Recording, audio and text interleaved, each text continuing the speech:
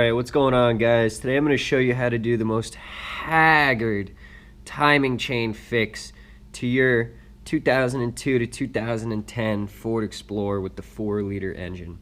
Now, this thing didn't make much noise, but I had to replace the valve cover gaskets, and in the process of replacing the gaskets, well, look what's missing. Yeah, the entire guide dropped down, and the upper little bolt that holds it in place, the chain snapped it off, and I had to extract it from the threads.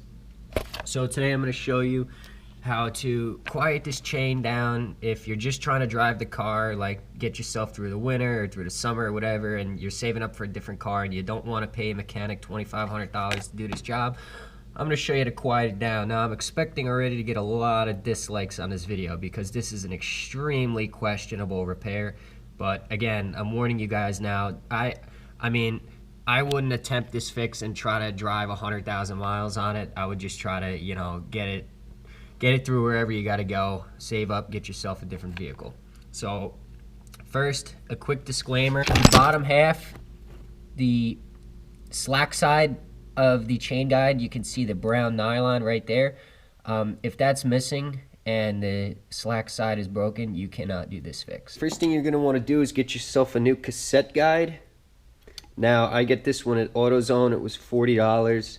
I would not dare put this in my vehicle if I was, you know, rebuilding the engine. I don't trust these parts at all. They're made in Taiwan. They're cheap. They don't last. I would always go Ford OEM. Like the other videos I have up on my channel with my 4-liter, that's all OEM parts. Again, I would never use this, but because we're doing a quick fix to just try to quiet the chain down, I'm using this one. First step is there's a little circlip there. You're going to use your circlip pliers. Get this bushing out of there and split these two apart. Right here. All that brown there, if that's all missing, you can't do this. In my case, the upper positioning bolt that goes in this sleeve, that snapped off. The chain broke it clean in half, and I'm not going to pay $12 at Ford to get another one.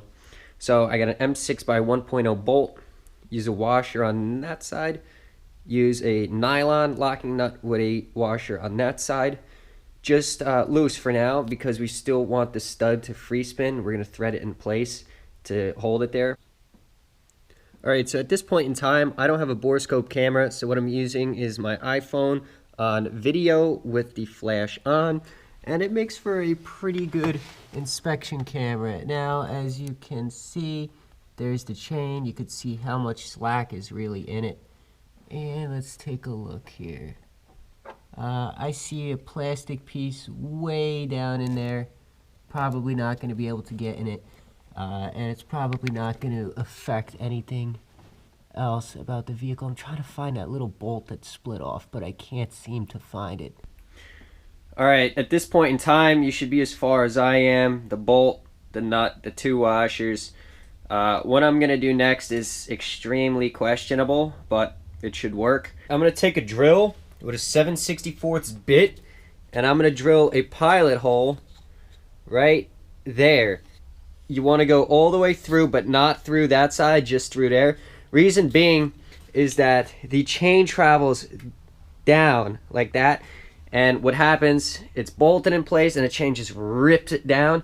So to prevent it from ripping it down, we're going to friction fit a copper pin in there. So if it does pull down, the bolt, it just won't pull the cassette down because it'll be stuck on the pin. So I'm going to drill a hole now. Using the bit, you can see I drilled through just like that. The pin's going to go in there, and it's going to hold the guide from dropping down. Alright, at this point, I drilled it, and when I said pin, I really mean screw. I'm just using a wood screw. As you can see, it crosses through like that. So if it pulls down, it can't because it's hitting the wood screw.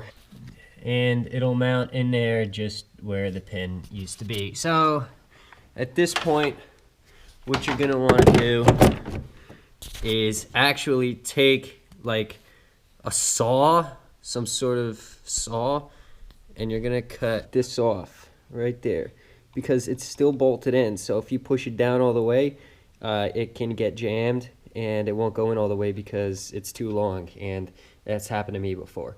You can leave this tab. I sometimes cut it off it can be a pain in the ass to try to get it down in there. So I usually just cut it off. I cut the bottom off like so, cut the nib off like so, and you should be kind of about where I am. I'm gonna get it fished down in there and I'll show you guys what's next.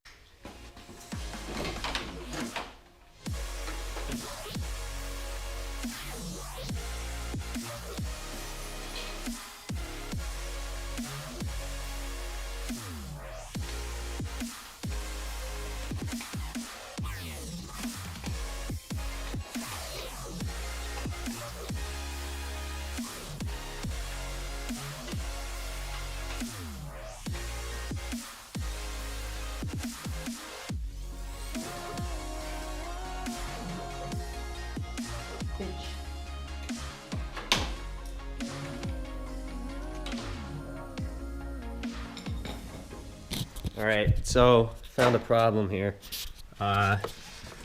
The screw snapped off and the part I extracted is a little piece right here. Son of a bitch, this little piece I extracted, there's still more in there. So I'm gonna try to get a hammer in there and blast it out. All right, at this point in time, the abomination should be bolted in and look something like that. You can see the chain is now riding on something. The reason the chain makes noise is because there's nothing for it to ride on. You could put like a block of wood in there and it would quiet down. Now I wouldn't condone putting a block of wood in there, but I've also thought about taking the part we're not using today, flipping it upside down and bolting it and having the chain ride down that, but that's for another day. At this point, I'm gonna rotate the engine so that there's slack, the slack is gone so that it's tight along that guide, and then I'm gonna JB weld, put JB weld in there, quick weld, because who has time to wait, and set it in place. So I wouldn't recommend doing this, but if you want to be crazy enough to try this, go ahead. Now you know what's involved.